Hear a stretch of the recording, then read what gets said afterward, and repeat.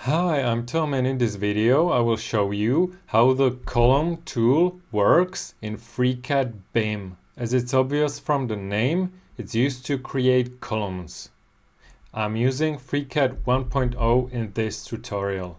So to create a column, you can simply fire up the column tool, and now the task panel opens up with the options of creating the column. First, here is the placement location of the column where we will be placing it. And what's important for us is the structure options, where BIM column is basically a structure command, so I can still switch between BIM and column, but we will be working only with the column option in this tutorial. Then there are some precast elements and precast options. We will not talk about those. So by default, there's no category or preset selected. So you have the length, the width, and the height of the column that you can set here. The length and the width is the profile length and profile width, and the height is the height of the column.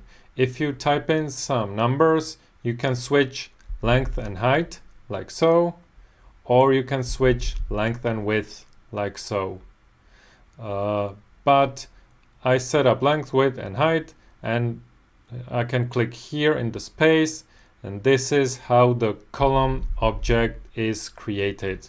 So the default column has rectangular or square profile, and the column is created parametrically. So here in the data properties, I can still edit the height, length, and the width. So I could change the length to 50, width to 50, so the profile is square, and let's say I can change the height to 2000, so you can see it's parametric.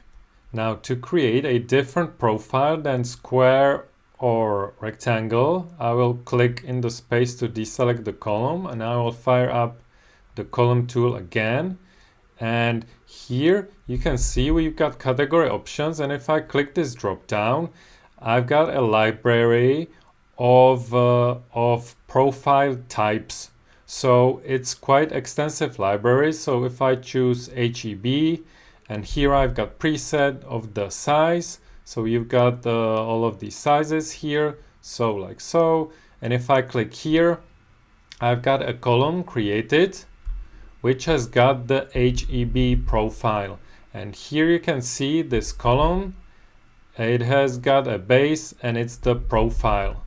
And I can change the profile by double clicking the profile object, and I can change either just the size. If I hit OK, you can see that the column is edited, or I can completely change the profile. So I can change the presets to let's say RHS, and I will select this one, and you can see that the profile has changed completely. So this is quite nice. This library is quite extensive. You might check that out. Now the third option is to create the profile by yourself, and it can be either sketch object or draft object. So typically, if I wanted to create a column with a cylindrical shape, I would first create a draft object, a circle. So I will click here and create a circle. And it doesn't matter if the circle is filled or not filled, it just has to be closed. And now if I have the circle selected and I fire up the column tool, it creates the column based on the selected object on the circle. So the column is still parametric, so I can change the height easily. And if I want to change the profile, I will change the circle. So I can change the radius to, let's say, 100. So then I have column of diameter 200 millimeters. So this is how you can also create columns. And I will also show you how to create a sketch-based column. So I will fire up the sketch tool. Now I will create, let's say, a bit more complicated shape with polylines, like so. It's just, you know, let's say like so. I will close the sketch, and now I have the sketch selected, and I fire up the column tool, and you can see again that the column is created with the sketch as a base object. You can see when I create columns like so, they are named structure, but it doesn't matter, I can still rename it to column. And what you also need to be careful about is that in the properties of the column, the IFC class is set to building element proxy, so I would probably want to change this to column so that it's the IFC class is correct. Now the last column generation I will show you is how to create column from any object. So let's say I want to have a tapered column, which I cannot achieve with these profiles. So I will actually create a 3D solid with the shape, and then I will transform it to column. So I will actually go to the part workbench, and I will create two sketches on the XY plane. So let's say this one just quickly like so. This one will be one sketch, and then another sketch.